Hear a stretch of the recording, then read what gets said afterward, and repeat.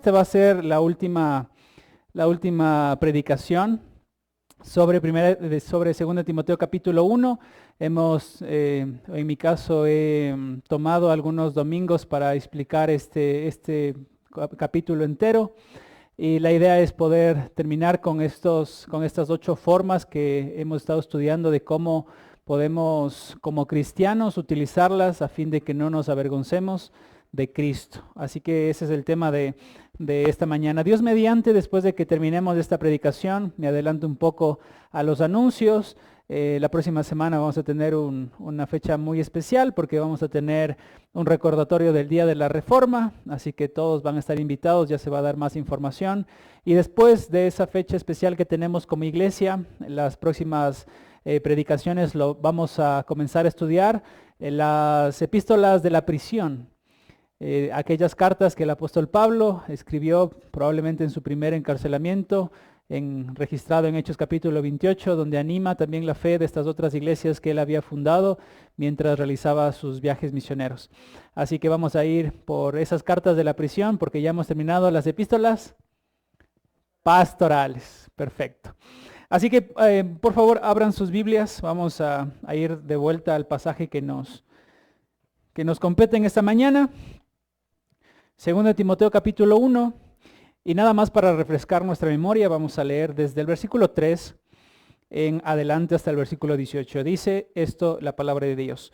Doy gracias a Dios, al cual sirvo desde mis mayores con limpia conciencia de que sin cesar me acuerdo de ti en mis oraciones noche y día, deseando verte al acordarme de tus lágrimas para llenarme de gozo, trayendo a la memoria la fe no fingida que hay en ti, la cual habitó primero en tu abuela Loida y en tu madre Eunice, y estoy seguro que en ti también. Por lo cual te aconsejo que avives el fuego del don de Dios que está en ti por la imposición de mis manos, porque no nos ha dado Dios espíritu de cobardía, sino de poder, amor y dominio propio.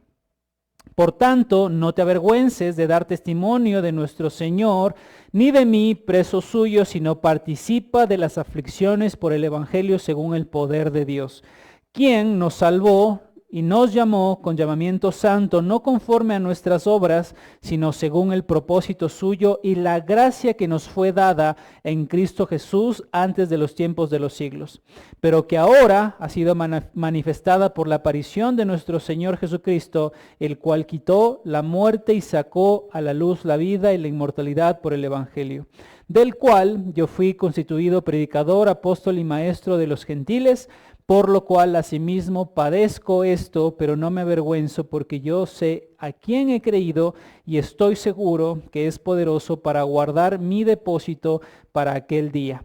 Retén la forma de las sanas palabras que de mí oísteis en la fe y amor que es en Cristo Jesús. Guarda el buen depósito por el Espíritu Santo que mora en nosotros. Ya sabes esto, que me abandonaron todos los que están en Asia, de los cuales son Figelo y Hermógenes. Tenga el Señor misericordia de la casa de Onesíforo, porque muchas veces me confortó y no se avergonzó de mis cadenas, sino que cuando estuvo en Roma me buscó solícitamente y me halló. Concédale el Señor que haya misericordia cerca del Señor en aquel día, y cuánto nos ayudó en Éfeso, tú lo sabes mejor. Tú lo sabes mejor. Los textos que vamos a estar revisando en particular en esta mañana del capítulo 1 es desde el versículo 12 en adelante. Ustedes saben, el capítulo 1, que lo hemos estado desarrollando, como ya dijimos, el tema principal de la carta es no avergonzarnos de Cristo, y es por eso que hacemos este énfasis durante las predicaciones que hemos tenido en este pasaje. Ustedes notarán en el versículo 8, el apóstol Pablo una vez más anima a Timoteo que no se avergüence del evangelio ni tampoco se avergüence del representante del evangelio, que es el apóstol Pablo. En el versículo 12 también él dice que él padece sufrimientos del apóstol Pablo y que no se avergüenza de dar testimonio de Dios al padecer por medio de esos sufrimientos. Es decir, él mismo se presenta como un ejemplo para no avergonzarse de Cristo. Y en el versículo 16 encontramos que el apóstol Pablo agradece, en este caso, a una persona particular llamada Onesíforo, porque esta persona no se ha avergonzado de dar testimonio del Señor, sino que aunque en el primer siglo relacionarse con el cristianismo y cuanto más relacionarse con una persona presa llamada el apóstol Pablo, era probablemente sentencia de muerte, al igual que el apóstol lo estaba esperando. Entonces, noten, se dan cuenta que el mensaje central de este capítulo, una vez más, es el no avergonzarnos de Cristo. Es por eso que hemos visto hasta ahora 5 de aquellas formas en cómo este pasaje nos enseña a nosotros como cristianos no avergonzarnos del Señor. Y recuerdan ustedes el primero, nada más, solo quiero recordarles a ustedes, en el versículo 6 tenemos la primera y era aviva tu don, aviva tu don. ¿Cuál era el segundo? Que Dios no nos ha dado a nosotros espíritu de cobardía, sino de amor, dominio propio y de poder. Eso lo encontramos, esa segunda característica es recuerda tus recursos, renueva tu don, recuerda tus recursos. El tercero que vimos es acepta el sufrimiento, recordando que obviamente nosotros como cristianos sufrimos en diferentes áreas, pero particularmente aquí el apóstol Pablo está expresando que nosotros debemos activamente buscar el compartir el evangelio, aun cuando ese compartir el evangelio implique sufrir por el evangelio, porque pasivamente nosotros ya hemos estado acostumbrados a sufrir a causa de Cristo. Pasivamente cuando nos dicen cristianito, pasivamente cuando nos dicen, tú eres el que va a la iglesia, tú eres el santurrón ese. Entonces pasivamente hemos estado recibiendo, quizás por un lado, por el otro, comentarios de otras personas, pero particularmente este pasaje nos anima a que activamente como cristianos busquemos al compartir con otros que estas personas hablen y digan, ok, y quizás tengan pensamientos contrarios, porque el pensamiento contrario es natural de aquella persona que no conoce al Señor. Así que, renueva tu don, recuerda tus recursos. En tercer lugar, acepta el sufrimiento. En cuarto lugar, recuerda tu llamado. Y el quinto anterior era, date cuenta de tu deber. Date cuenta de tu deber. ¿Ok? Los siguientes 3 que tenemos en esta mañana, vamos a hablar sobre el versículo 12, el 18, y implican estos 3 puntos. Si ustedes quieren anotar, vamos a hablar de este. Punto número 6, confía en quién es tu seguridad. Confía en tu seguridad. El punto número 7, la séptima forma o herramienta que tenemos como cristianos para no avergonzarnos es, afirma tu doctrina. Y el último punto es, escoge a tus compañeros. ¿Sí? Sexto punto, una vez más, confía en tu seguridad. Séptimo punto, afirma tu doctrina. Y en octavo lugar de estos 8 puntos, escoge a tus compañeros. Escoge a tus compañeros. Ahora, para iniciar este sexto punto, si ustedes me acompañan, leamos de vuelta el versículo 12 del pasaje del capítulo que ya leímos. Miren conmigo, dice, por lo cual asimismo padezco esto, pero no me avergüenzo. Y miren, aquí comienza nuestro estudio.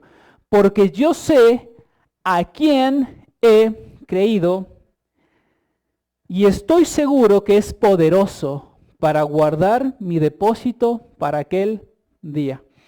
Hay algunas palabras que quizás si lo leemos nada más, ¿qué significa eso de depósito?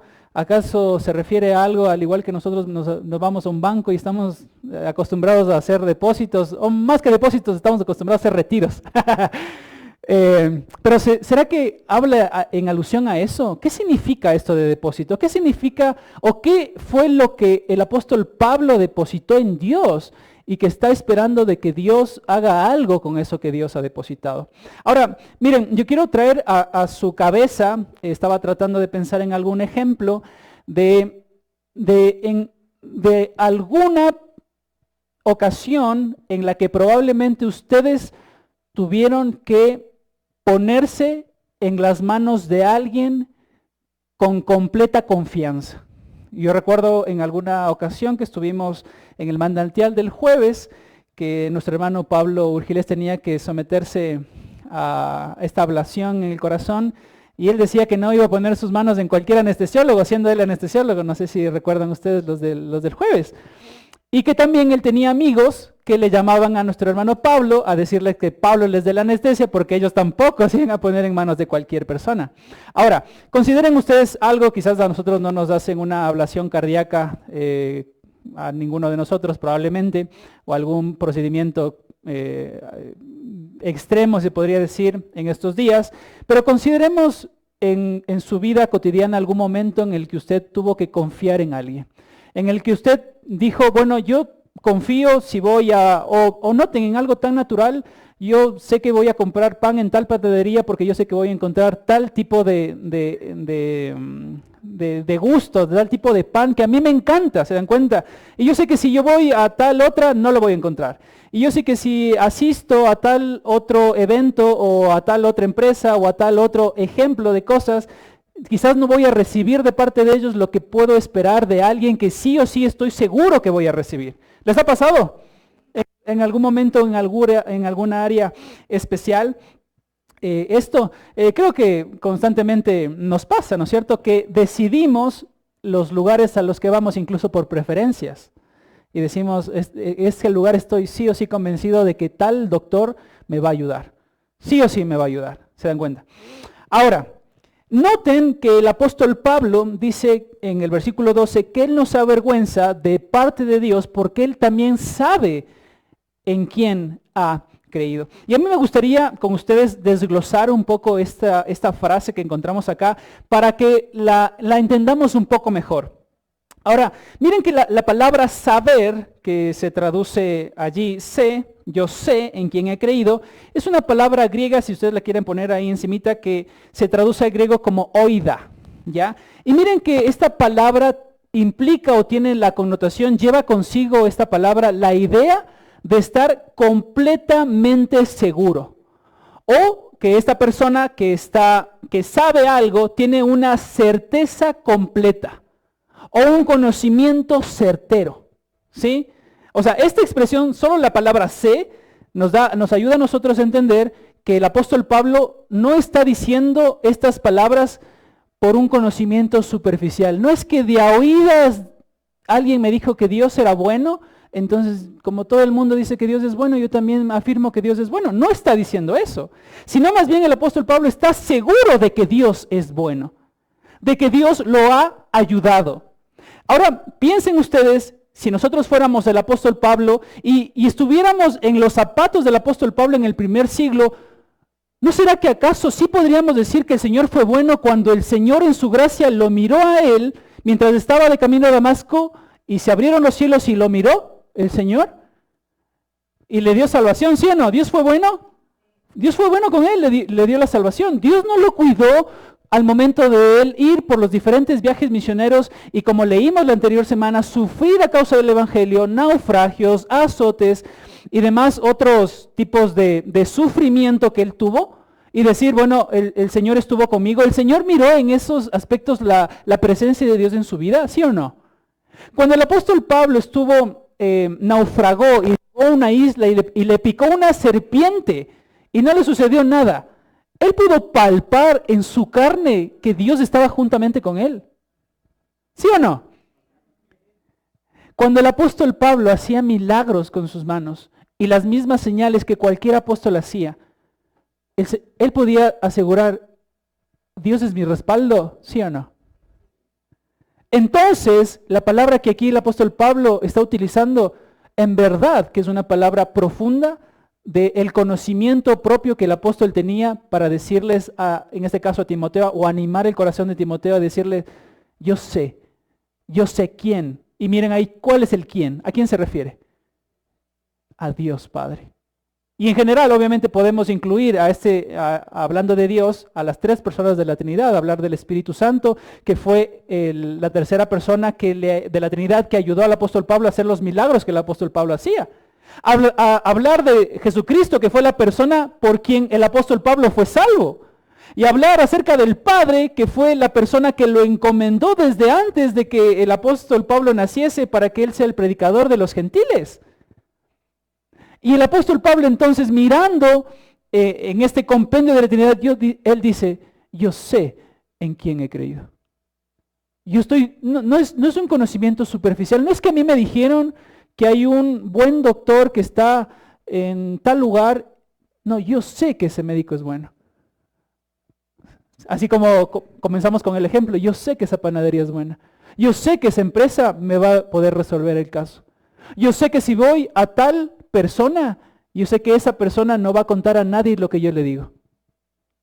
Un conocimiento profundo, experimental. Esa es la palabra que se está transmitiendo aquí, que quiere transmitir el apóstol Pablo. Yo sé en quién, en Dios, el Dios que he creído. Pero añadamos un poco más de esa frase para que añade impacto en nuestras vidas. Y noten que la frase, he creído. He creído. Parecería que no tiene nada especial esa frase, ¿no es cierto? Nosotros también utilizamos esa frase, yo ya he comido. Yo ya me he caído. Yo ya he ido, ¿no es cierto?, a algún lugar. Pero ¿saben qué es lo interesante?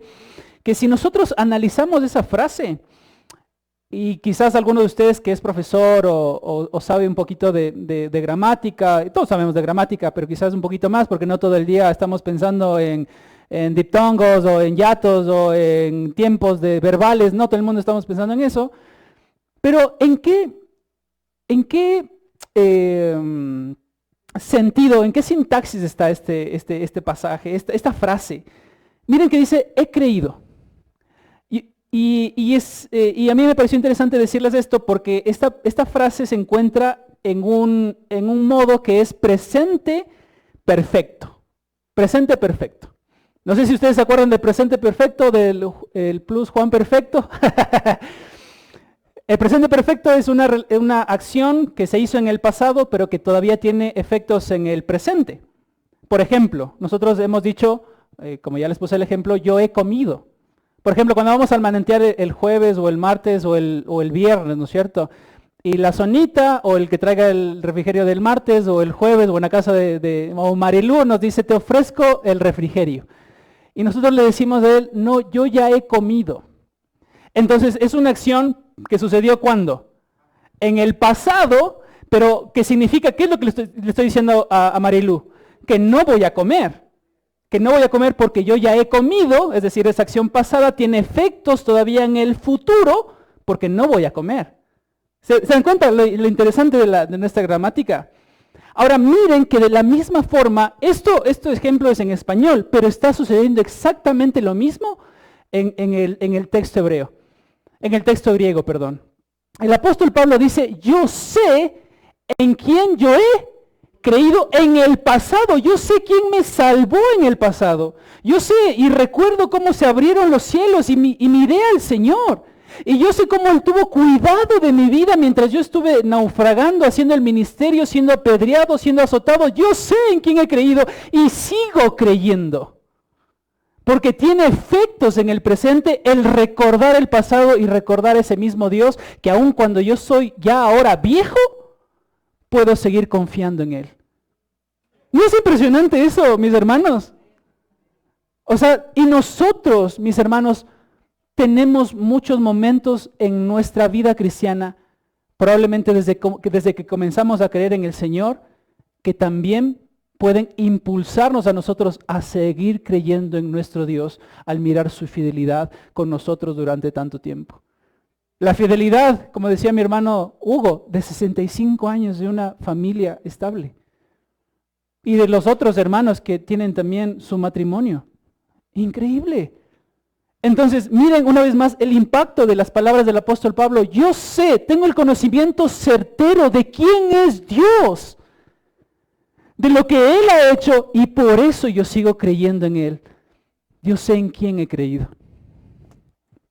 ¿Y qué le lleva al apóstol Pablo a afirmar estas palabras? Miren más adelante, en el texto dice, yo sé en quién he creído y estoy seguro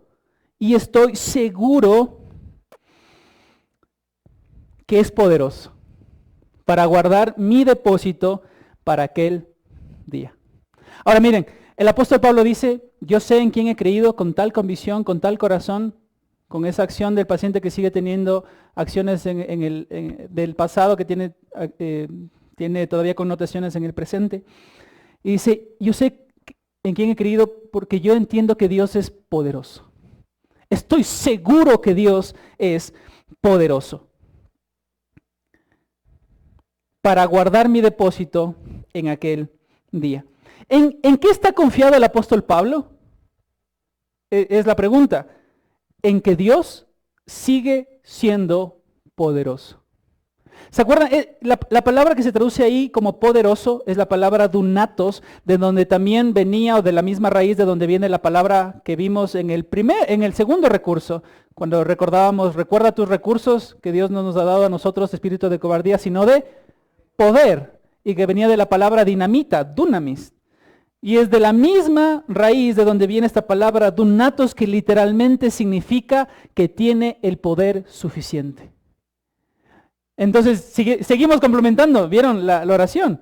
Yo sé en quién he creído y sé que Él tiene el poder suficiente, total, y seguimos con la siguiente palabra, para guardar. Y después terminaremos obviamente con la palabra depósito. Pero ¿qué significa guardar? La palabra guardar viene de una palabra griega y que se la utilizaba como un término militar para describir a un soldado de una guardia que era responsable de proteger con su propia vida lo que se le había dejado a su cuidado.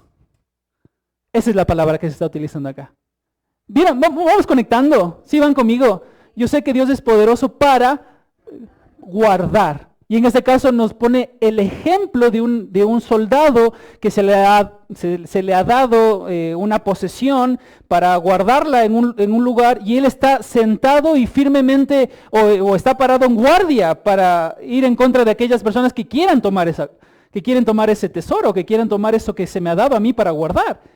Entonces lo que el apóstol Pablo está diciendo, Dios es poderoso, es lo suficientemente poderoso para guardar lo que yo le voy a dar hasta aquel día. Ya vamos a decir cuál es aquel día.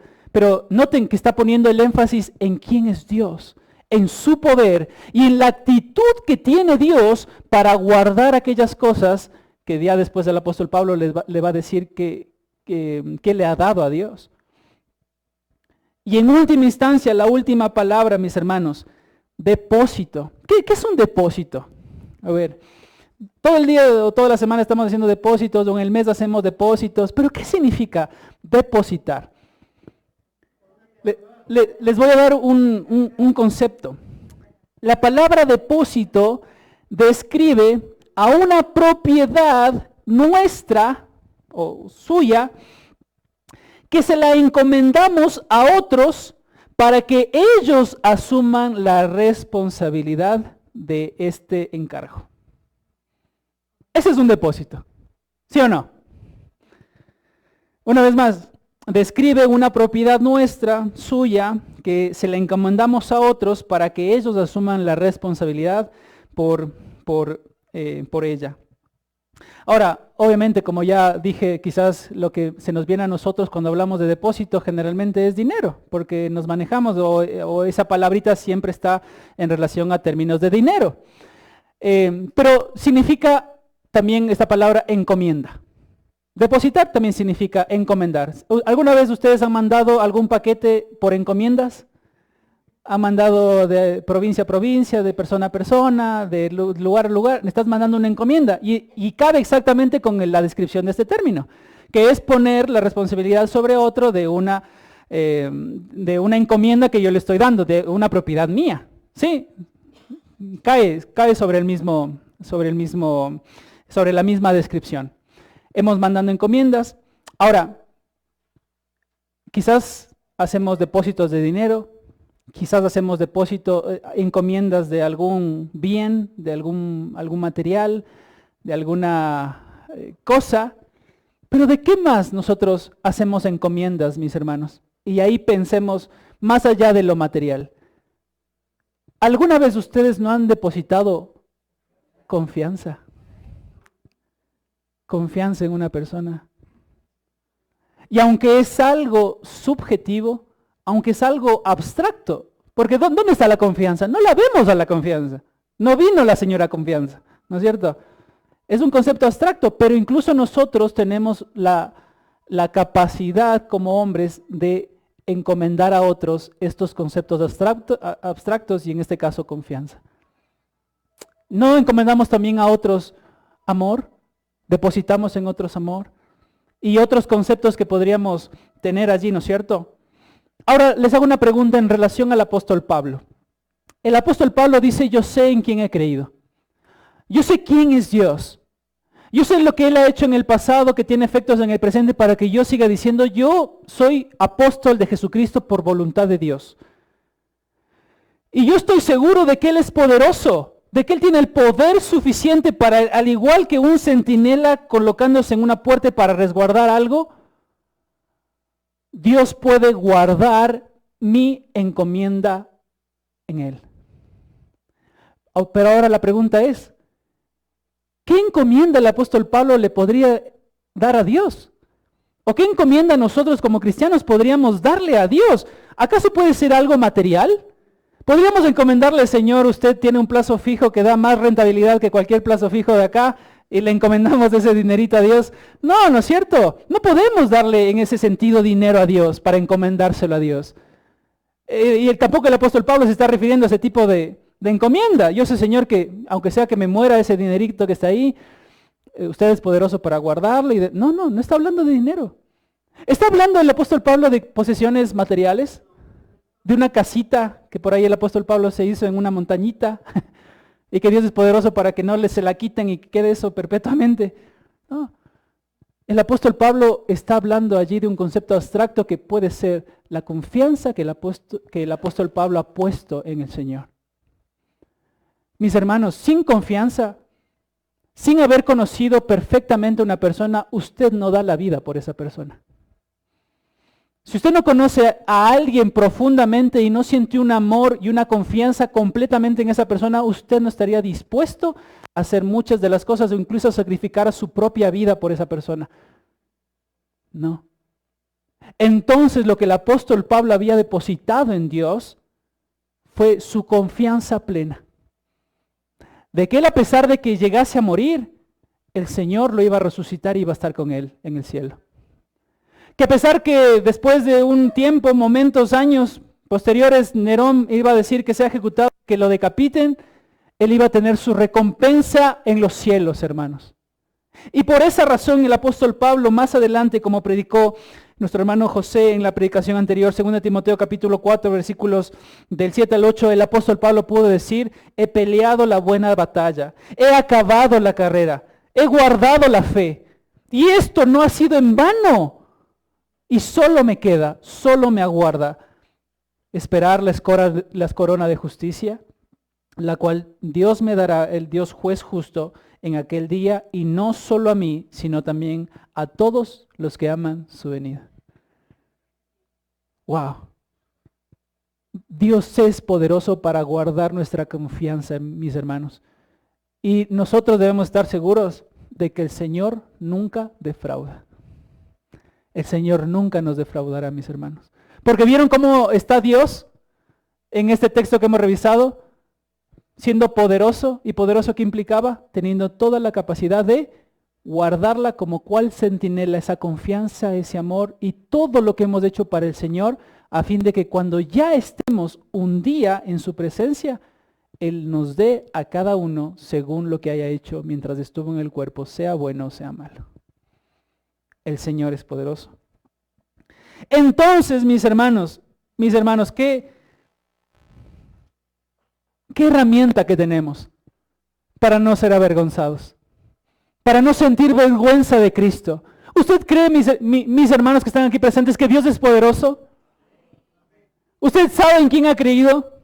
¿Sí o no? ¿Quién lo ha salvado y que esa fe que Dios le ha dado en ese momento todavía sigue siendo estable en el presente hoy? Entonces, mi hermano, no se avergüence de su Dios. No se avergüence de Cristo.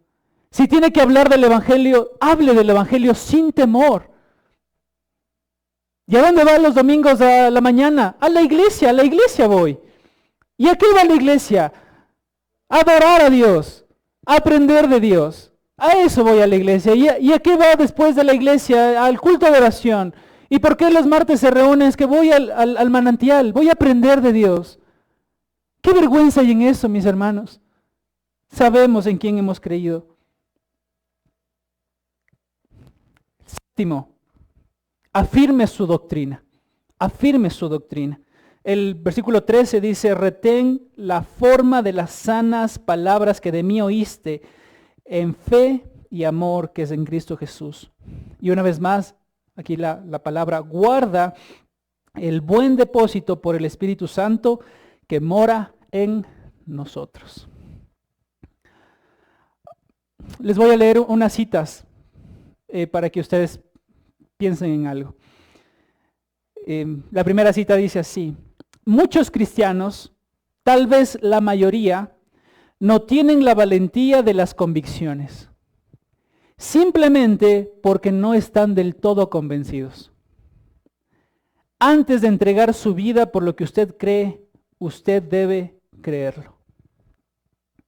Y una cita un poco larga de un teólogo dice esto: lo particularmente trágico en la cantidad de escándalos que plagan al cristianismo evangélico actual es que tantas iglesias e individuos que se dicen cristianos se preocupan muy poco por la verdad y las normas bíblicas para la vida.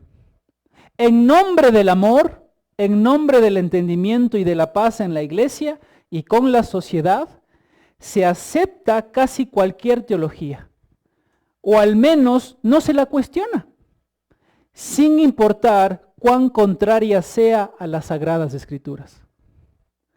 Gran parte de la iglesia protestante carece de convicciones teológicas esenciales. Como sucede con el mundo alrededor de ellas, muchas personas que andan en el nombre de Cristo creen que afirmar y enseñar doctrinas absolutas no es amoroso. Es antagónico, es decir, que alguien afirme Dios es Dios, Dios es Trinidad, que Dios es amor, que Dios haga estas declaraciones en su palabra y que nosotros como iglesia las declaremos, es lo que está diciendo acá. Mucha gente lo considera como poco amoroso, antagónico, y ni siquiera cristiano. Así ven la gente el que seamos en muchos casos dogmáticos. Dice, aquellos, hablando de estas personas, se ajustan a la descripción del apóstol Pablo sobre aquellos que en los últimos días, como dice 2 Timoteo capítulo 4, del 3 al 4, que es un versículo que ya revisamos, no sufrirán la sana doctrina, sino que teniendo comezón de oír, se amontonarán maestros conforme a sus propias concupiscencias y apartarán de la verdad el oído y se volverán a las fábulas. Fuerte, ¿no es cierto?, esta declaración. Pero de la misma forma, hermanos, les pregunto, como iglesia del Señor Jesucristo, que mira la Biblia como nuestra autoridad, que mira la Biblia como nuestra guía, que vemos en Cristo y a través de su Espíritu el testimonio que nos ha dado en el registro exacto de su mente en esta palabra, ¿tenemos sí o no que predicar la palabra tal cual está aquí en la Biblia? ¿Sí o no? Aunque pareciera, en cierto sentido, que es poco amoroso, antagónico, y que es que no tenemos que hablar de estas cosas porque se resienten. Mis hermanos, ¿qué es lo que está diciendo el apóstol Pablo, versículo 13? Retén la forma. Y ya vamos a ver qué significa la forma. Pero el apóstol Pablo está diciendo que hay un modelo en la Biblia que nosotros como cristianos debemos ser capaces de guardar. Ahora noten, no estoy diciendo con esto que no tengamos que ser amorosos, porque ¿cómo sigue el texto? Retén la forma de las sanas palabras que de mí oíste, ¿en qué? En fe y ¿en qué más? En amor. Entonces sí, nosotros como iglesia vamos a, en fidelidad a Dios y a la palabra, a predicar la Biblia y a predicar las declaraciones que necesitamos escuchar como iglesia, pero vamos a procurar que sea obviamente en amor. Pero tenemos que estar dispuestos, mis hermanos, como cristianos, que al afirmar la verdad, a la gente pecadora no nos guste, incluso ya siendo creyentes, y cuanto más a los que no son creyentes. Si a nosotros en ocasiones, mis hermanos, la verdad del Evangelio nos choca o no nos choca, nos exhorta o no nos exhorta, nos dice que estamos haciendo mal y nos lo dice en la cara, porque la Biblia es cual espejo de nuestras vidas, nos lo dice. Y en muchos casos nosotros nos sentimos, pero es lo que dice Dios, siendo ya cristianos. Entonces, mis hermanos, deberíamos, aunque prediquemos en amor, en cierto sentido, pensar que hay mucha gente que probablemente va a estar con nosotros que se va a sentir ofendida. ¿Pero por qué se va a sentir ofendida? Por el pecado que habita aún en ellos. Porque la declaración del apóstol Juan, en Juan capítulo 3, en adelante después del versículo 3:16, dice que la verdad ha venido a ellos y ellos no han decidido por la verdad. ¿Por qué? Porque temen que sus obras sean descubiertas. Por eso no quieren acercarse a la luz. Por eso no quieren acercarse a Jesús, que es la luz del mundo. Porque si Jesús descubre todo quien yo soy y todo mi corazón pecaminoso, entonces no quiero a ese Dios. ¿Se dan cuenta? Ese es el pensamiento, pero mis hermanos, una vez más, esta declaración no es que nosotros como iglesia vamos a dejar de ser amorosos. ¿Somos amorosos o alguien ha sido desamoroso? Para hacernos más amorosos, ese es el punto. Si estamos siendo un poco sin amor, bueno, queremos presentar más amor, pero guarda de pensar que nosotros no vamos a tener la fidelidad para predicar la palabra correctamente como el Señor nos la manda hacer. ¿Por qué? Porque el apóstol Pablo comienza versículo 13, hay una forma en cómo nosotros podemos agradar a Dios. Hay formas, hermanos.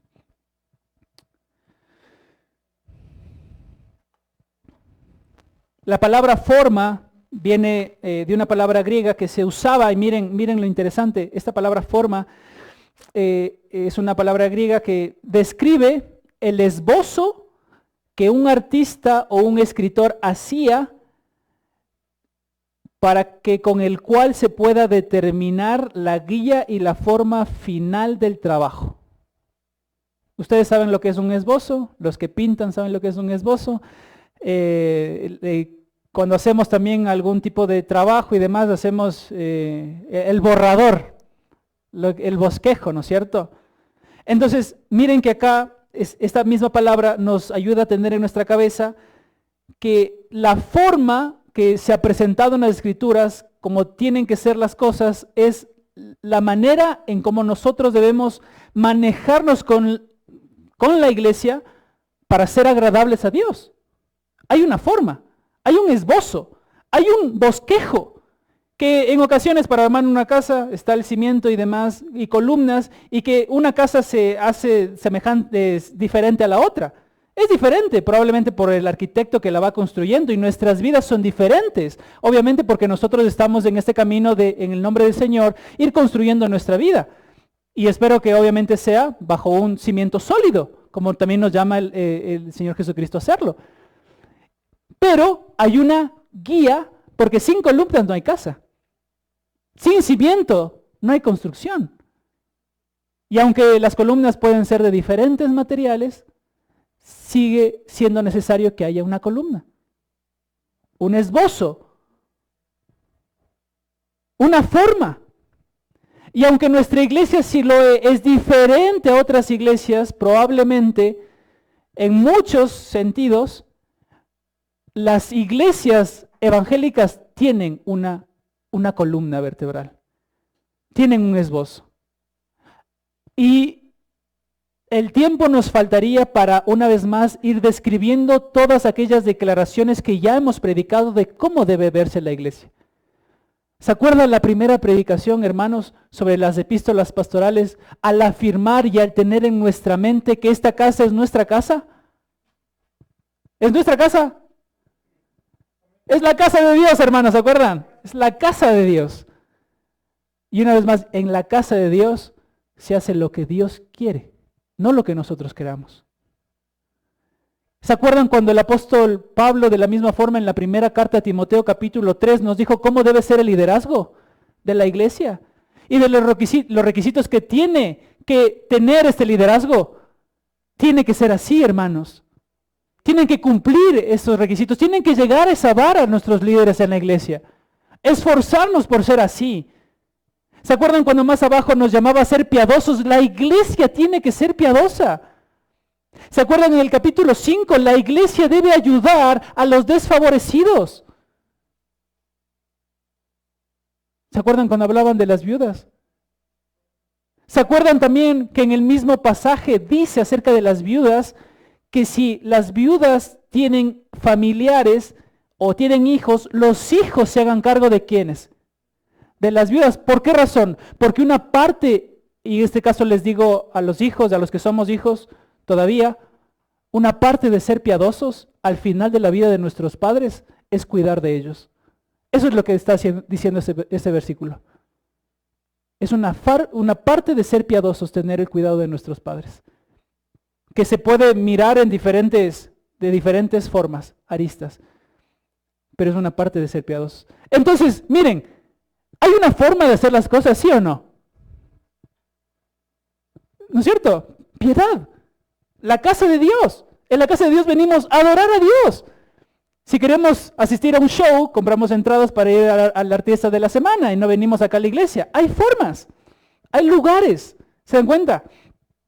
El liderazgo tiene que ser de una manera. La forma en que la iglesia debe servir, ¿se acuerdan ustedes el mes que nos tomamos hablando de los dones espirituales?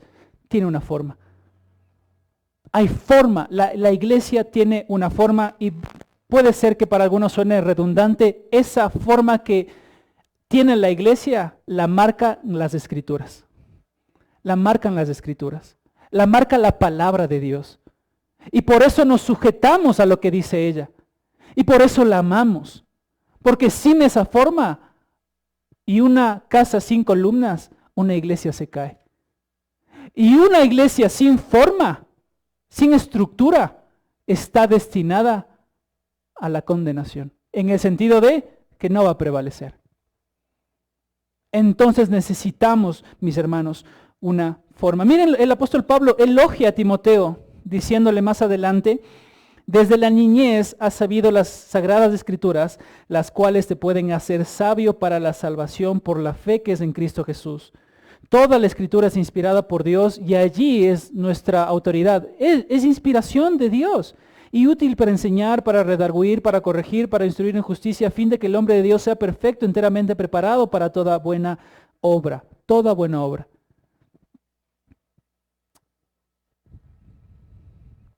Mis hermanos, ¿por qué afirmamos que la forma de nuestra doctrina cristiana nace de las Escrituras?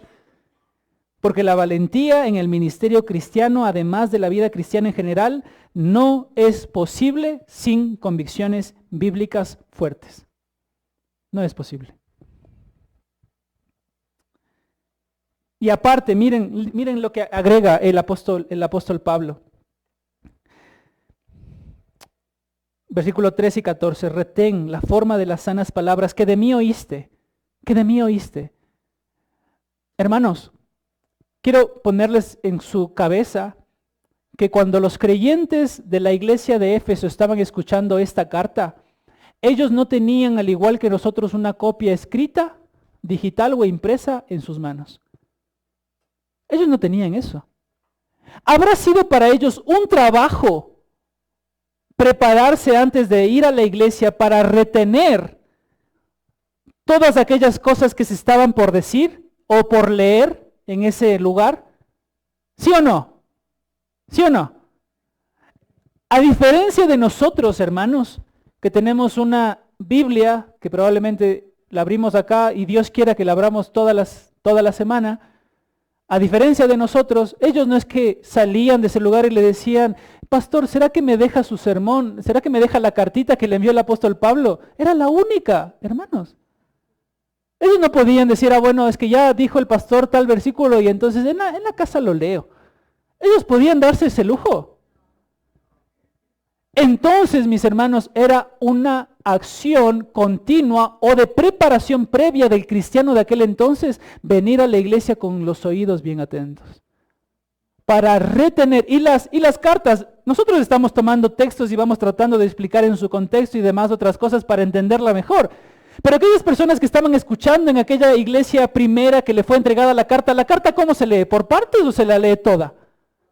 ¿Cómo ustedes leen una carta o leyeron una carta de su novia o de su ya esposa cuando ya tenían esa carta? Le leyeron a la mitad y dijeron, querido Raúl, y dejaron ir, no, mañana leo el siguiente. ¿Hicimos eso? La leímos completa. ¿Habrá o no habrá sido trabajo, mis hermanos, para los hermanos que estaban escuchando por primera vez esta carta?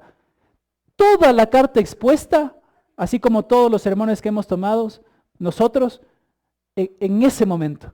¿Habrá sido un esfuerzo para ellos aceptar todas esas cosas? ¿Retener esas cosas, sí o no? Y ahí, con tinte pastoral, hermanos, usted cuando viene a la iglesia, ¿se prepara para recibir la palabra de Dios? Porque a algunos le estoy viendo mirar el reloj, ¿ya cuándo acabará? Hay que decirle como a Faraón, deja ir a mi pueblo. ¿No es cierto? Pero mis hermanos, noten una vez más, es una preparación que el cristiano debe tener para retener la palabra de Dios. Retener su palabra. Él nos ha dado su espíritu. Él nos ha dado su espíritu. Dice más abajo, guarda el buen depósito por el Espíritu Santo que mora en nosotros. Miren lo interesante. ¿Se acuerdan que el Señor era poderoso para guardar el depósito que el apóstol Pablo le había encomendado? ¿Cuál era ese depósito? Esa confianza, ¿no es cierto? De que todas las cosas que él hizo no iban a quedar, no eran en vano. O sea, él lo hizo porque el Señor es Dios y él solo le quedaba recibir la corona de justicia a los que aman, a los que le aman, la recompensa de parte de Dios. Y Dios es poderoso para guardar eso. Pero miren lo interesante que el apóstol Pablo le dice a Timoteo en relación a la sana enseñanza, a la sana doctrina. Le dice, así como Dios se ha encargado de guardar en fidelidad toda esa fe, esa confianza que tienes en Él y que lo va a hacer hasta el momento que ya estemos con el Señor, ahora le dice a Timoteo, hey Timoteo, guarda tú lo que Dios te ha dado a ti. ¿Y cómo va a guardar Timoteo si no, versículo 13, si no retiene? ¿Cómo vamos a guardar la palabra, mis hermanos, para hacerle agradables a Dios si ni siquiera estamos dispuestos a tenerla en nuestra cabeza? Ahora, noten que el problema no es que a Dios se le escape o le roben. El problema es que a nosotros se nos metan. Estamos guardando el buen depósito que en este caso Dios ha hecho con nosotros a través de su palabra encomendada en nuestras manos. Su voz, su deseo, su pensamiento encomendado en nosotros. Pablo depositó confianza, Timoteo depositó confianza, Dios depositó en las manos de ellos, como también la deposita en nosotros su palabra. ¿La estamos guardando? ¿Y cómo era la descripción de esa palabra guardar? Estamos guardando como un centinela, como un soldado a la palabra de Dios.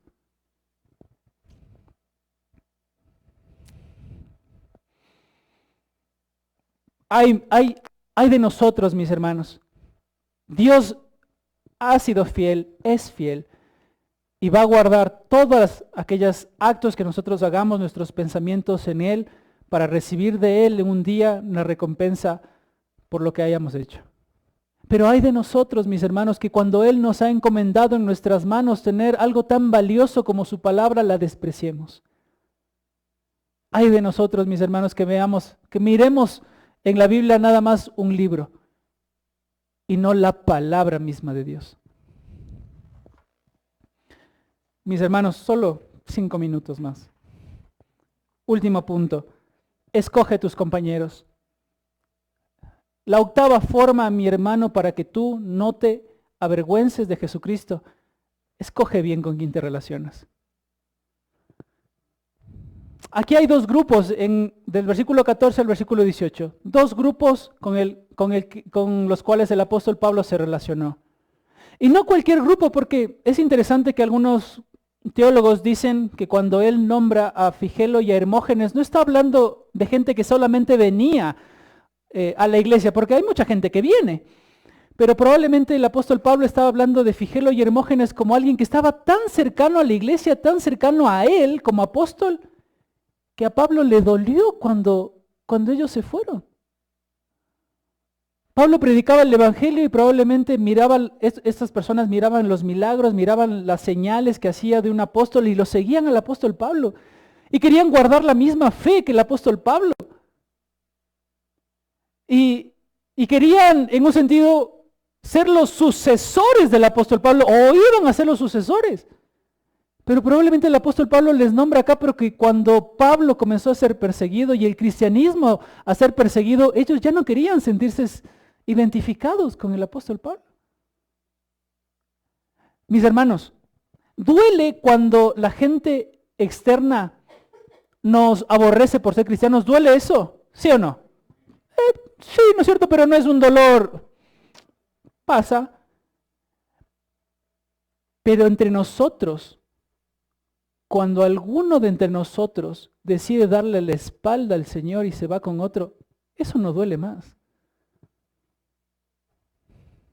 Eso duele mucho más. De los no creyentes no esperamos nada porque no tienen al Señor. Van a tener un continuo vivir como no creyentes. Pero cuando alguien afirma que es creyente y se va tras el mundo, eso duele más. Y Figelo y Hermógenes son claros ejemplos de gente que amaron más a este mundo, como el testimonio que tenemos después en la última carta, de otro que amó más el mundo, Demas, y se fueron. Y no aceptaron el costo que implica seguir a Cristo. Por eso, ¿no será que a ustedes les suena que cuando en la introducción leímos las primeras palabras del apóstol Pablo diciendo que él anhela mirar a Timoteo? Si todos te abandonan, no tienes a gente a la que has invertido en tu vida y todos se fueron y solo te queda uno, ¿no anhelarías ver a esa persona que ha sido fiel? Timoteo era uno de esos. Y en ese caso, el otro que está en el otro grupo, acá están los desertores y acá están los fieles. Timoteo uno y el otro, Onesíforo. ¿Y sabemos algo más de Onesíforo? No sabemos nada más. Y lo único que sabemos de Figelo y Hermógenes es su cobardía. No sabemos nada más en la historia tampoco. Pero al igual que solo sabemos de la cobardía de Figelo y Hermógenes, conocemos de la valentía y de la no vergüenza que Onesíforo tenía delante de Dios. Para tener toda la disposición, porque Onesíforo, ¿dónde estaba? Dice, todos me han abandonado, todos los que estaban en Asia. Probablemente Figelo, Hermógenes, incluso Onésimo eran de esa parte, del Asia Menor, de Éfeso probablemente. Y ellos seguían ahí, estaban ahí, simplemente que no con Pablo. Seguían en el Asia Menor. No es que se fueron a otro lugar, estaban ahí, pero ya no corrían con los que peleaban la buena batalla. Pero Onésimo, aun cuando sabía que el apóstol, Onesíforo, le cambié de nombre, Onesíforo, a pesar de que sabía que el apóstol Pablo estaba en Roma, lejos, porque estamos hablando del Asia Menor y tenemos una distancia para ir a Roma, él decide ir. Decide servir a Pablo en sus prisiones. Decide identificarse con Pablo a pesar de que eso le cueste incluso a él la vida.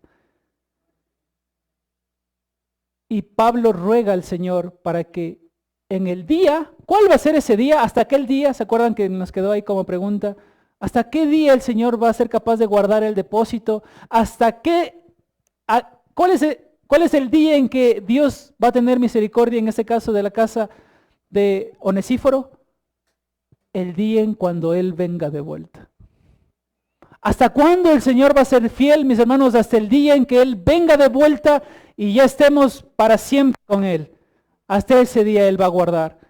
Y Él va a ser misericordioso en ese mismo día con aquellos que han decidido poner su vida para amar a Dios, servirlo a Él de la misma forma en como Pablo, Timoteo, Onesíforo lo hicieron.